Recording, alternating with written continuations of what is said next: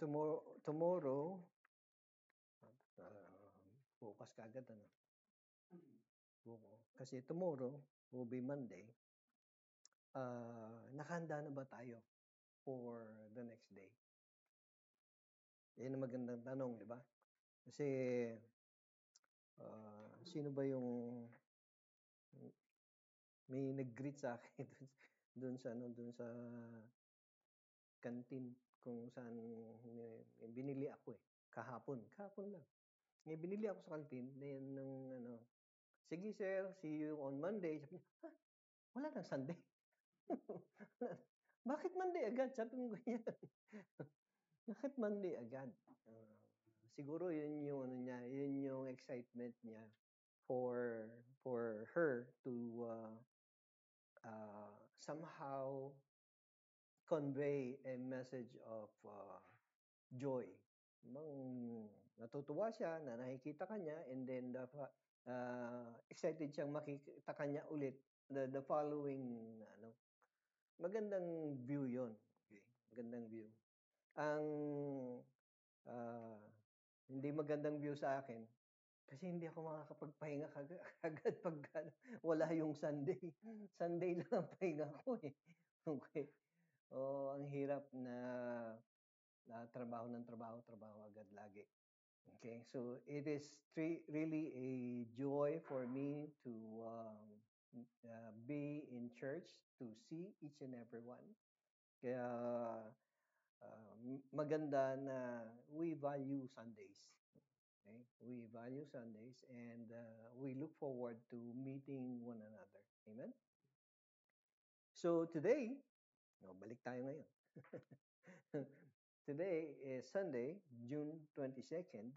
At tunghayan natin, we are going to look into Hebrews chapter 11. And we are going to look into how faith works. Okay? Kung paano gumagana, kung paano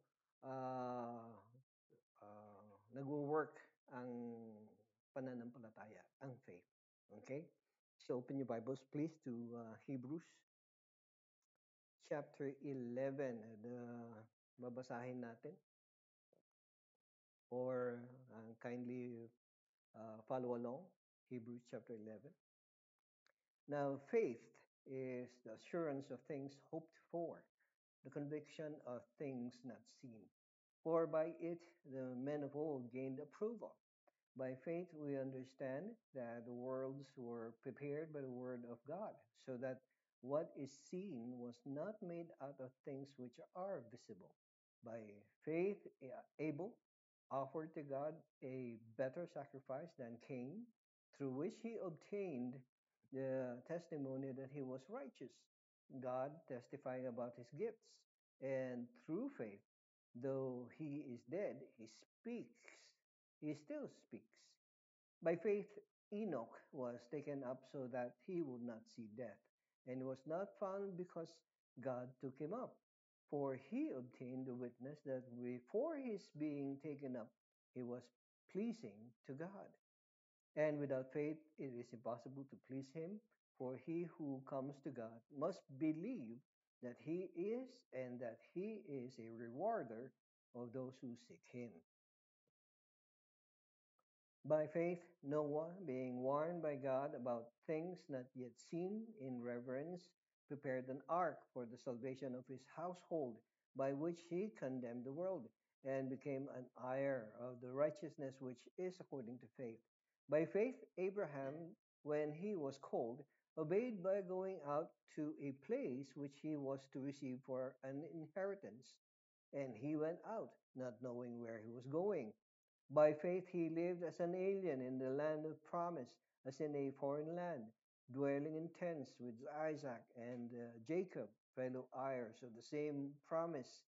For he was looking for the city which has foundations, whose architect and builder is God. Verse 11, by faith even Sarah herself received ability to conceive even beyond the proper time of life, since she considered him faithful who had promised. Therefore, there was born even of one man, and him as good as dead at that, as many descendants as the stars of heaven in number, and innumerable as the sand which is by the seashore. All this died in faith without receiving the promises, but having seen them and having welcomed them from a distance, and having confessed that they were strangers and exiles on the earth, for those who say such things make it clear that they are seeking a country of their own, and indeed, if they had been thinking of that country from which they went out, they would have had opportunity to return. But as it is, they desire a better country, that is, a heavenly one. Therefore, God is not ashamed to be called their God, for he has prepared a city for them. By faith, Abraham, when he was tested, offered up Isaac, and he who had received the promises was offering up his own begotten son. It was he who, to whom it was said, "In Isaac your descendants shall be called." He considered that God is able to raise people even from the dead, from which he also received him back as a type. By faith, Isaac blessed Jacob and Esau, even regarding things to come. By faith, Jacob, as he was dying, blessed each of the sons of Joseph and worshiped, leaning on the top of his staff. By faith, Joseph, when he was dying, made mention of the exodus of the sons of Israel and gave orders concerning his bones. By faith, Moses, when he was born, was hidden for 3 months by his parents, because they saw he was a beautiful child, and they were not afraid of the king's edict. By faith, Moses, when he had grown up, refused to be called the son of Pharaoh's daughter, choosing rather to endure ill treatment for the people of God than to enjoy the passing pleasure of sin, considering the reproach of Christ greater riches than the treasures of Egypt, for he was looking to the reward. By faith he left Egypt, not fearing the wrath of the king, for he endured as seeing him who is unseen. By faith he kept the Passover and the sprinkling of the blood, so that he who destroyed the firstborn would not touch them. By faith they passed through the Red Sea as though they were passing through dry land, and the Egyptians, when they attempted it, were drowned. And what more shall I say? For time will fail me if I tell of Gideon, Barak, Samson, Jephthah, of David and Samuel and the prophets, who by faith conquered kingdoms, performed acts of righteousness, obtained promises, such shut the mouths of lions, quenched the power of fire, escaped the edge of the sword, from weakness were made strong, became mighty in war, put foreign armies to flight. Women received back their dead by resurrection, and others were tortured, not accepting the release, so that they might obtain a better resurrection. And others experienced mockings and scourgings, yes, also chains and imprisonment. They were stoned, they were sawn in two, they were tempted, they were put to death with the sword. They went about in sheepskins and goatskins, being destitute, afflicted, ill treated, men of whom the world was not worthy, wandering in deserts and mountains and caves and holes in the ground. And all this, having gained approval through their faith, did not receive what was promised, because God had provided something better for us, so that apart from us, they would not be made perfect. Praise God. Ang ganda nung tinuran tungkol sa faith. And it got stuck. We all know that we all are required. Lahat tayo, required tayo na mabuhay na may pananampalataya. Okay? We cannot live by ourselves. Okay? Pero ang tanong dito, anong klaseng pananampalataya ang meron sa puso natin ngayon? Okay? Kasi mahirap na, okay, pwede na natin sabihin, di ba? I have faith. What kind of faith? Okay? So natunghayan natin, I explained before, there are several kinds of faith. There is intellectual faith, there is temporal faith, and there is what I pray what we have right now is genuine faith. Faith. Okay? Ang tanong dito, looking inside of our hearts, is my faith genuine? Is my faith real? Is my faith totally focused upon God Himself? Okay, yun yung tanong natin. Okay? Kasi yung faith natin is supplied by God Himself. Okay? Kaya titingin na natin eh. Tutunghayan natin, pag-aaralan natin yung pananampalataya natin. Ito ba yung ibinigay sa akin ni God? Baka kasi ibang faith yung ibinigay sa iyo eh. Okay? Iba yung na-receive mo.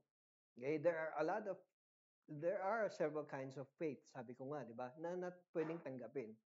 And it is my prayer that what you have right now in your hearts would be genuine faith. The faith that God has provided you. Okay? Yung tinanggap mo na pananampalataya ngayon.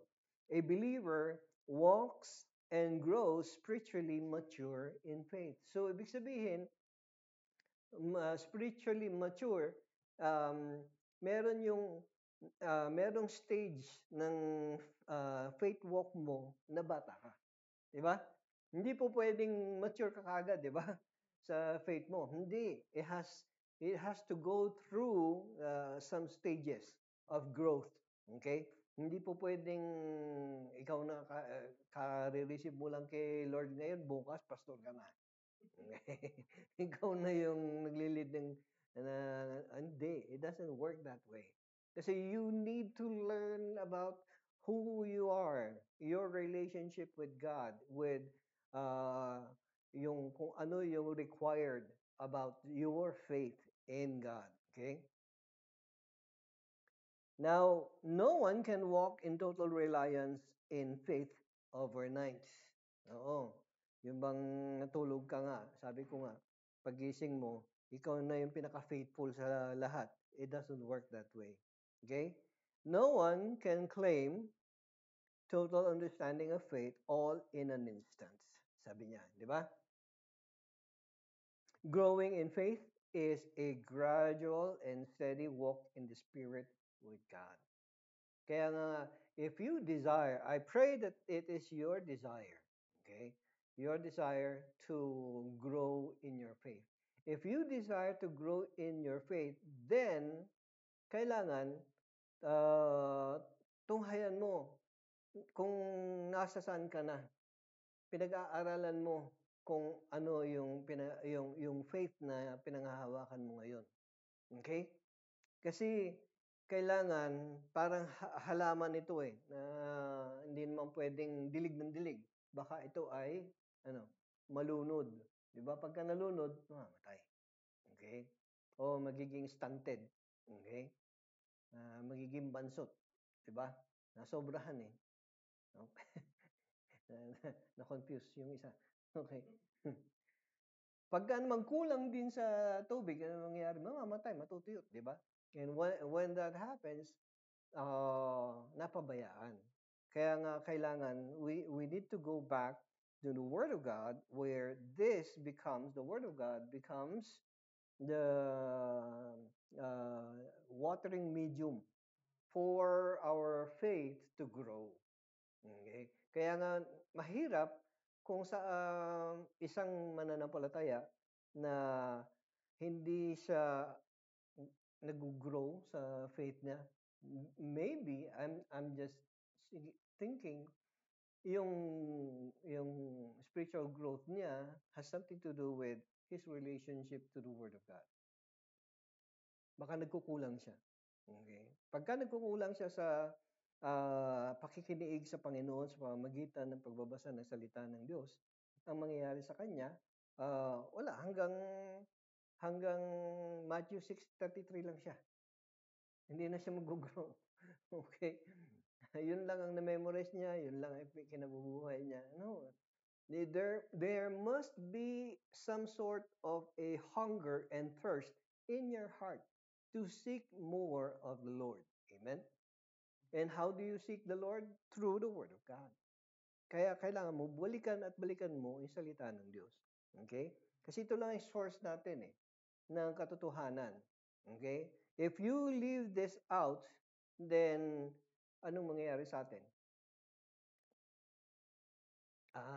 Kaya pala dito sa Pilipinas, maraming kulto dito sa Pilipinas. Why? They have not relied upon the Word of God in truth. Okay? Hindi talaga pinag-aralang mabuti ang salita ng Panginoon. Kaya ang ginagawa, hindi, paano naman kami? May magsasabi sa akin ganyan. Pinag-aralan ko yung salita ng Panginoon, pero ito yung sinabi sa akin. So hindi tayo pwedeng mag-rely on our own. When we study the Word of God, we cannot rely on our own understanding only. Kaya kailangan meron din yung pag-aaral na dapat gawin. So from there, you will grow not just in knowledge but also in your faith. Okay? Moving forward, faith is developed. Faith is developed under strict compliance with what is required. And what is required? Where do we get that requirement? From the Word of God. Kailangan makita natin yan. As we go forward to studying the Word of God, makikita natin, ito pala dapat na gawin ko para lumago ako sa aking pananampalataya sa Panginoon. Okay? So, you need to understand, mga kapatid, we have 66 books in one Bible. Okay? Now, I am not saying na yung 72 books o 77 books or whatever na may mga apocrypha, okay? Yun yung bad. I'm not saying that. It is also good for us to look into that and read and learn. Okay? But am I'm redirecting your attention always to the 66 books. Okay? From the 66 books alone, marami tayong matututunan. Amen? Marami na tayong matututunan. And so, balikan natin yung mga basics natin. Basic actually ang pagsasaliksik ng salita ng Panginoon. Basic ito. Ang problema, marami sa atin, nilampasan na natin yung basics. At hindi na natin alam gamitin yung basics. Merong ganun, di ba? Nakalimutan na nila. Or, siguro, they have said to themselves, alam ko na. Alam ko na yung mangyayari dyan. So, hindi ko na kailangan balikan. That is wrong faith. And that is dangerous. Okay? Yung hindi natin balikan yung basics natin. Go back to the Word of God. This is basic and this is essential. Hindi lang siya basic, at the same time, it is essential. Pag sinabing essential, ano ibig sabihin nun? It is important. Essential siya, important siya, mahalaga siya. Okay? At maraming mga Kristiyano, siguro because of technology. Because of technology, kaya madali sila mag-download ng mga Bible verses. Okay, Bible, yung versions. Okay, may NASB, may NIV, may NLT, merong lahat na, may Tagalog, may Ilocano. Ang problema, kahit na marami kang version sa app mo, sa cellphone mo, binabasa mo ba? Kung hindi mo binubuksan at binabasa, walang silbi. Tama?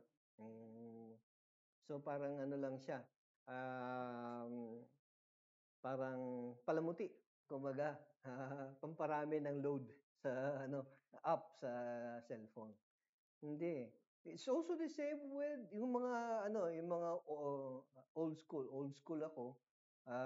I would rather look into read the book itself. yung book mismo. Okay? Pero kahit na marami pa akong Bible version, okay, na dala-dala, marami ako sa bahay. Okay? Pero kung hindi ko na binubuksan at binabasa, wala rin silbi, di ba? It's true with the Bible apps sa cellphone. So bottom line, we need to go back to the Word of God and read the Word of God. Faith must be subjected to extreme pressure to be truly reliable. Ganyan talaga ang faith natin. Sumasalang lagi ang faith natin. Sumasalang lagi yan sa hulmahan or sa pandayan. Okay? Uh, Meron yung tinatawag na crucible. Okay? What is your crucible? Yeah. Maganda doon. Kasi, eh, uh, you know what a crucible is? A crucible is para siyang bato na lalagyan. At dito nilalagay yung raw material ng silver or gold.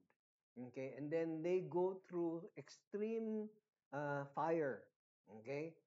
Tapos sinusunog yan, tinutunaw yan.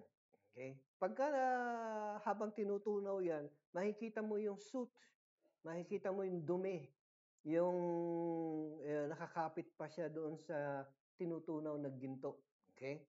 Now, ito ang ginagawa ng yung goldsmith or silversmith.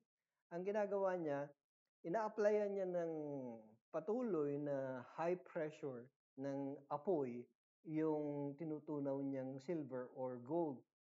Up to the point where makikita na ngayon ng silversmith or goldsmith yung kanyang reflection doon sa tinutunaw niya. Once that happens, pagka nagawa na niya gano'n, na nakita na niya yung tamang reflection niya doon sa tinutunaw niya, anong gagawin niya? Tatanggalin na niya yan sa apoy. Ibig sabihin, pure na yun. Ibig sabihin, purong ginto na ngayon, wala nang halong dumi yung tinanggal niya sa apoy. Okay? It's also the same with us. It's also the same with all of us. Do not say, nating sabihin na you are under pressure at ikaw ay pinarurusahan ng Diyos. Pinarurusahan ako ng Diyos, dami kong kasalanan. Kaya marami akong mga pagsubok sa buhay ngayon. Okay? You need to understand, yes, maraming pagsubok sa buhay. Okay? Maraming pagsubok, maraming challenges na dadaanan tayo sa buhay. And that is not for you to suffer. Okay? That is not for you to pay something. Parang may pinagbabayaran kang kasalanan mo. Hindi ganun yun. Okay? God wants you to go through pressures in life, challenges in life, hard times in life. Why?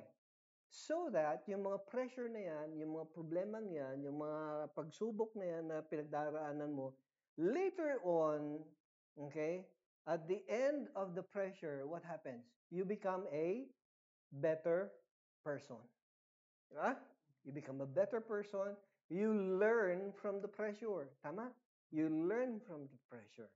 And then, ang gustong mangyari ng Panginoon, okay, ang gustong mangyari ng Panginoon habang ikaw ay dumadaan sa pressure na yan o kung anong trial, challenge sa buhay mo ngayon, okay, ang gusto niya mangyari is that as you are going through it, you are living under the guidance of God. Para later on, when you emerge from the pressure, anong makikitang image sa iyo? The image of the Creator. Di ba? Yun yung ibig sabihin nun. Yun ang ganda ng metaphor, di ba? Ang ganda ng pagkakahambing, pagkakalintulad sa tayo hinuhulma na katulad ng ginto o ng pilak. Okay? Later on, the black smith and the silversmith, makikita na niya yung image niya sa iyo. God looks upon you and you have now changed. You are no longer Nico, you are no longer Miguel. You are now created in the image of God Himself. Yung character niya, nasa sa'yo na. Okay? So, yes, darating tayo sa mga pagsubok. Yes, darating tayo sa mga challenges in life. Go through it. Okay? There is no such thing as going around it. Okay? Ilagan mo yung mga pagsubok sa buhay. Okay? May shortcut. Walang shortcut sa buhay. Okay? Walang shortcut. Kasi pagka sino-shortcut natin, ibig sabihin, well, you are what? Trying to cheat God. He wants, parang gusto mong dayain si Lord. Hindi pwede. Kahit saan ka dumako, God will always find a way for you to face the same mistake or face the same challenge, face the same problem. Para nang sa ganun, mag-grow tayo. Okay? Pastor, ilang beses ko nang nadaanan itong challenge na ito. Bakit nandito na naman? Niloloko na yata ako ni Lord. Ano ba ito? Bakit pa ulit-ulit? Maybe you need some wisdom to understand that baka meron ka pang hindi na-outgrow doon sa challenge na yan. Baka meron ka pang hindi natutunan dyan sa problemang yan. Kaya inuulit ni Lord sa iyo. Okay? At kung marami ka nang natutunan sa problem na yan, dyan sa challenge na yan, or dyan sa temptation na yan, bakit inuulit ni Lord? Just to make sure that you have learned.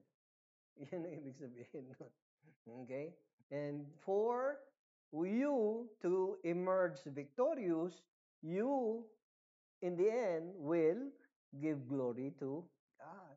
That is what it means by worship. Okay? You emerge victorious and you worship God. And so the glory goes back to God again. Yan ang ibig sabihin nun, mga kapatid. Okay?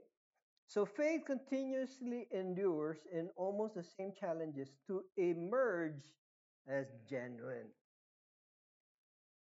Again, faith continuously endures in almost the same challenges to emerge as genuine.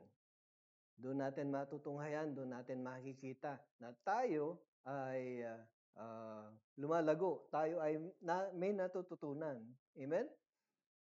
Kasi ang problema, kung wala tayong natututunan, ay paulit-ulit yung challenges natin. Okay? Yung obstacle course na Lord, 20 years ago na ito. bakit nauulit ito sa Parang deja vu. Well, sabi ni Lord, meron ka pang hindi natutunan eh. You need to learn something. Kaya pauulitin niya sa iyo. And what happens? Later on in life, you will learn. Amen? So today we are going to look on how our faith works. Okay? So number one, yung faith natin ought to be unrelenting. Okay? It should be an unrelenting conviction in our salvation. Okay? Kasi merong mga ganyan eh. Merong mga ganyang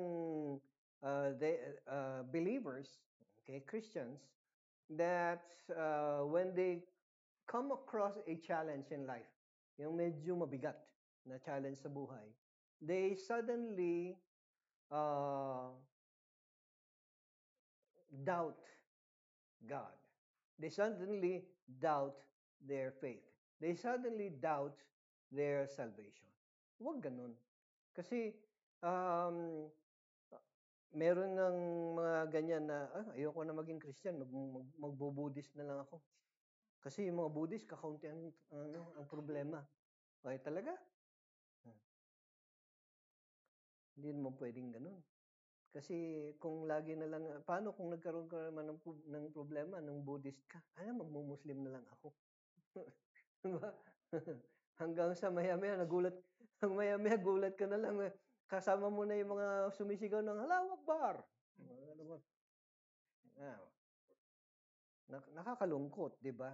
So we need to look into our challenges and then look into our faith and be unrelenting. Pagka sinabing unrelenting, ibig sabihin walang hindi malubay, hindi mahina ang iyong conviction about your salvation.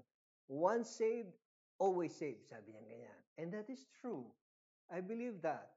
Okay? Pero kasama dun sa belief na yon is your strong foundation in the Word of God.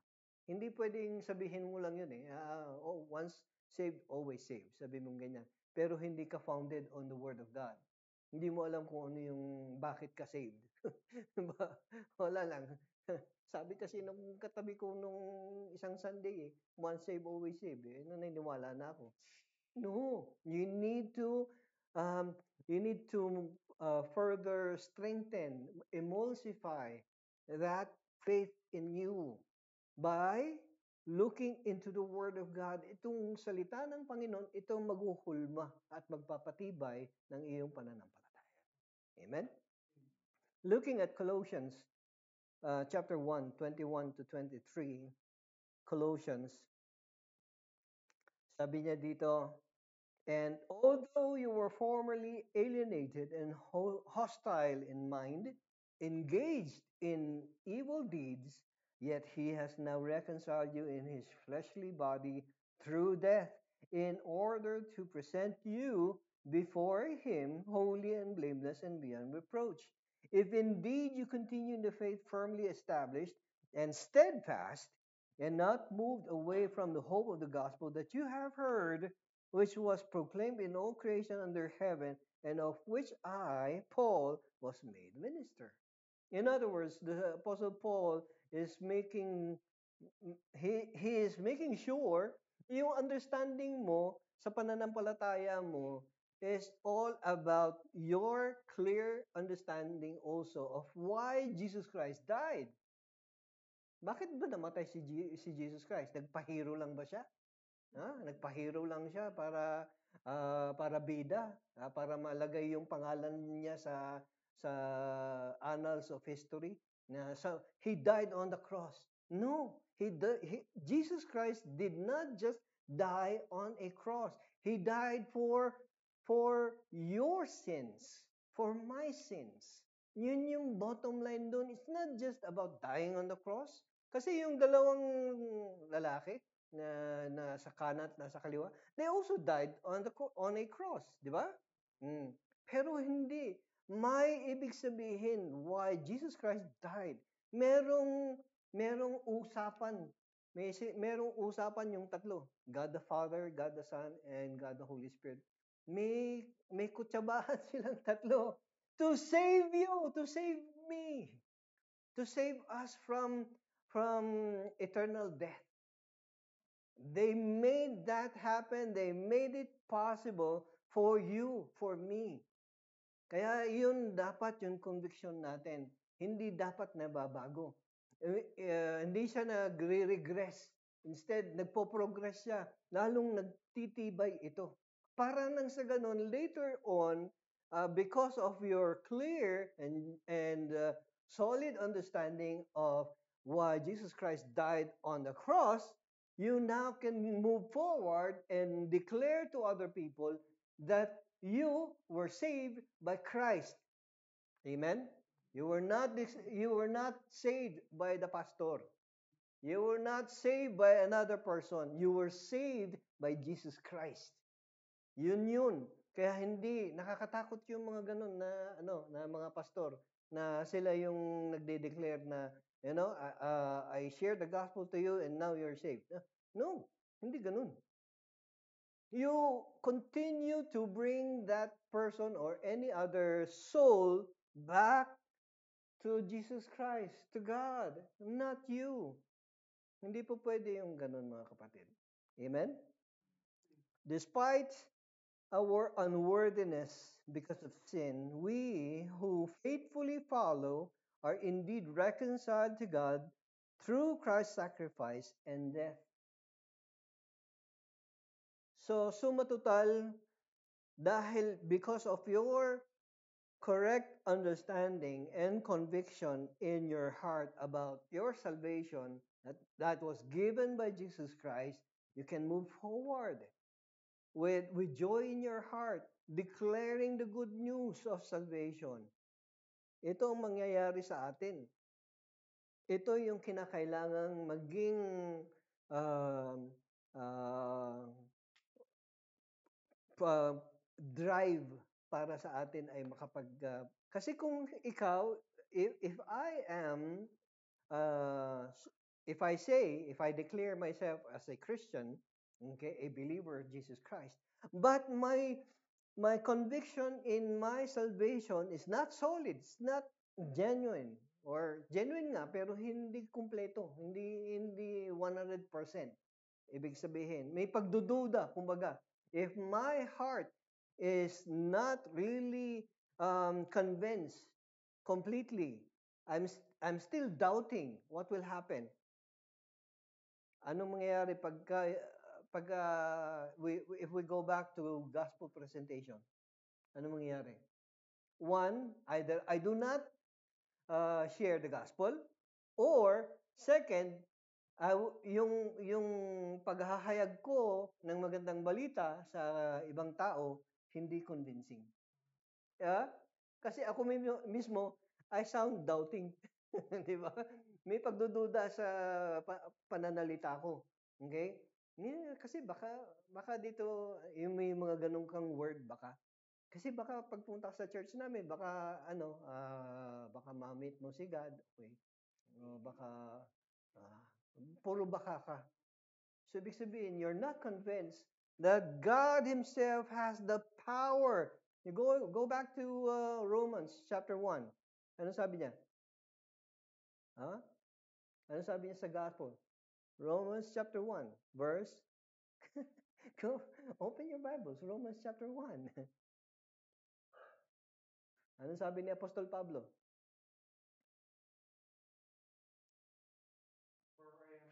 There you go. For everyone who believes, first for the Jew. There you go. You see, you understood the power of God. Okay? If you understand the power of God, what happens? You will not doubt God. You will not doubt the gospel. Yun ang ibig sabihin dito, mga kapatid. So, number one, unrelenting conviction in our salvation. Number two, unyielding confidence in our Savior. Yung confidence mo in Christ Jesus, it's not going to be swayed from left to right. It will not be wavering. Okay? Hindi ka, nanghihina ako. Merong araw na ganun, di ba? Nanghihina ako sa faith ko. Okay. Parang naubusan ka, parang Tekken, di ba? Naglalaro ng Tekken, ilang beses ka lang nasuntok ng kalaban, bumababa yung level mo, ng strength mo. Yan. Hindi ganun ang faith natin. The more that you are encountering challenges and troubles in life, you ought to be what? Being strengthened in God. Being strengthened in Jesus Christ. Yun ang dapat doon. Habang dumadaan ka sa pagsubok, lalo kang nangungunyapit kay Kristo. Amen? Lalo kang nangungunyapit sa iyong pananampalataya kay Hesus Kristo. Yun ang ibig sabihin ng mga kapatid. In 2 Corinthians chapter 3, verses 2 to 4, you are our letter written in our hearts, known and read by all men, being manifested that you are a letter of Christ cared for by us, written not with ink, but with the Spirit of the living God, not on tablets of stone, but on tablets of human hearts. Such confidence we have through Christ towards God. So, ibig sabihin dito mga kapatid, ito yung statement ni Apostol Pablo about those who relentlessly are convinced of their salvation in Jesus Christ. Nagpapatuloy sila sa kanilang pananampalataya despite of the challenges and the problems in life. Okay? Despite of the persecutions that they have encountered or encountering, having encountered in life, patuloy pa rin sila sa kanilang pananampalataya. Kaya sabi ni Apostol Pablo, you are our letter. Kayo yung testimony namin na tama yung sinabi namin sa inyo, tama yung inihatid namin magandang balita sa inyo. You are the living proof that God is real. That the gospel of Jesus Christ is real. Yun. Although diverse in culture, we are made one with the faith we have in Christ Jesus. Our faith becomes our confidence in God. Hindi mo pwedeng sabihin hindi mo pwedeng dalhin sa you pray, uh, like this coming Friday we have prayer night. Please do come. Doon tayo sa hillside. Start tayo ng alas 5, as early as 5. Okay? Please invite people. Okay? And let us pray. And when we pray, we do not bring to the Lord, okay? We do not bring before God things like you would say, oh God, nung last June 15, nagbigay ako ng limos doon sa nakita kong nasa sa session. Or meron akong tinulungang tumawid ng pedestrian. Kahit hindi tumatawid, itinawid mo pa rin yung tao. Okay? So, hindi yung pwede nating sabihin kay God eh. Instead, ito yung confidence natin. The faith that you have. The faith that you have in your heart that is alive and growing. Yan lang ang magiging confidence natin. Kasi actually, mga kapatid, yan din ang gustong makita ng Panginoon sa iyong puso. Hindi kung ano yung ginawa mo sa kapwa mo. No. Dahil may tinulungan ka, may binigyan ka ng pera, may binigyan ka ng pagkain, and so on and so forth. Hindi yan ang gustong makita ng Panginoon. Ang gusto niya makita is the confidence of your faith in Him in your heart. Yun ang gustong makita ng Panginoon. Okay, so unyielding confidence in our Savior. And the third one should be an unchanging character in our statement. This is our testimony. Okay? Kumusta yung testimony natin kay Jesus Christ? Do we continue to testify of how God has changed your life? Okay? O ang binibida mo ba ay yung kung paano lang merong ganun eh. Meron akong kilalang ganyan na lagi niya na lang binanggit yung blessing niya kay Lord. Oh, bless ako ni God na ganito. Tignan mo, nakabili ako ng kotse, nakabili ako ng damit, nakabili ako ng ganun. Yun ang understanding niya ng blessing. Yung material things na natatanggap, yung pera na natatanggap niya, ipinambibili niya ng kung ano. Yun ang thinking niya, yun yung belief niya, yun yung understanding niya about blessing. You are blessed. Why? How are you blessed? Sige nga, magandang example ito. Gusto kong malaman sa inyo, how are you blessed? How can you say that you are blessed? Sige nga. Anybody? You're not blessed. There you go. You are here. Despite of the many trials in life, di ba?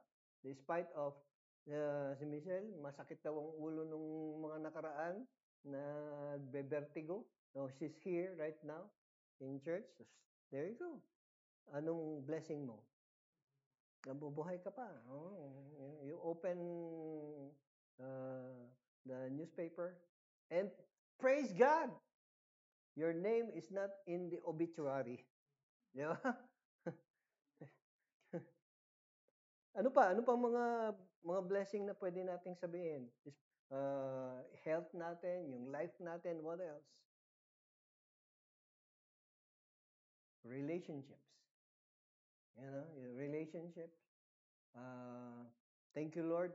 Nabawasan na ang mga kaaway ko. Either there are two there are two ways. Di ba? There are two ways. It's either nagbati na kayo o kinuha na siya ni Lord. Di ba? Ang saguhan naman.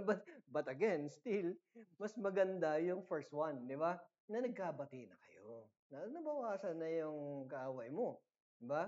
And I pray that tayo, bilang mga Kristiyano, tayo yung unang-unang gumagawa ng reconciliation. Okay? Tayo yung unang-unang lumalapit at nag-aayos. Okay? And huwag na nating hintayin. Nihintay ko siya na siya mag-sorry sa akin. Talaga? Bakit? Ilang taon na nagdaan? 15 years na kayong hindi nag-uusap. Natiis mo yun talaga na hindi kayo nag-uusap kasi meron lang siyang hiniram sa iyo na hindi mo na ibalik. I mean, give the guy a break. Kasi kailangan din na itong taong ito na makarinig ng magandang balita. And I pray that it would come from you. Amen? Okay. Let's look at 2 Corinthians chapter 8, 7 to 9.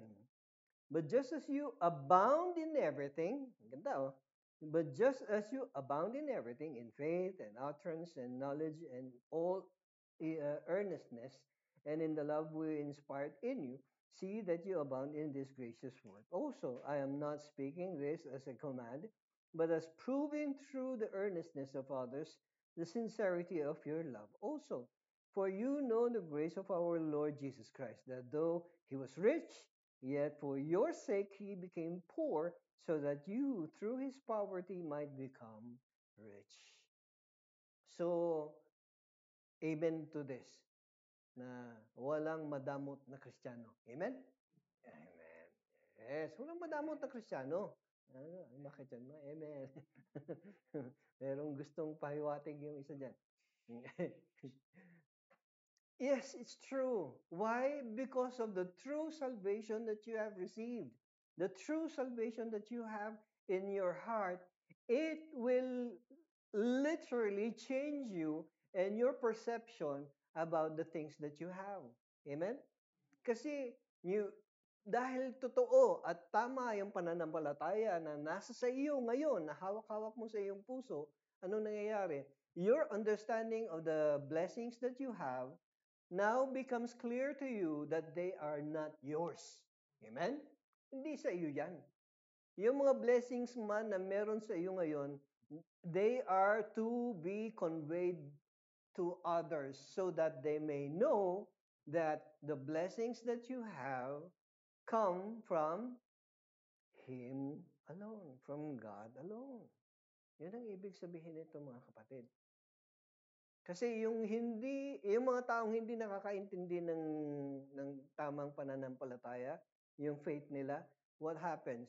They try to hoard things. They try to hoard things. They try to gather blessings on their side. Yes, it's true. Blessing yan eh. Pero gustong makita ni Lord sa iyo. Merong ganun, may ganung mga tatay, marami silang mga anak. Ibigay niya yung ibibigay niya doon sa panganay, yung blessing, di ba? Oh, ikaw na maghati sa mga kapatid mo.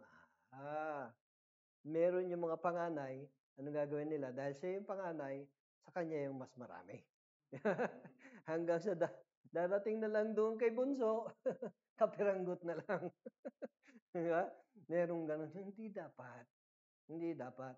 You see, God has conveyed blessings upon us so that it should be shared to others equally. Amen? Para nang sa ganun, ito, nagbigay ka nga pero nakalagay yung pangalan mo doon sa binigay mo. Hindi. Kailangan pag-aari pala ni Lord yun. Amen? Blessing that comes from the Lord.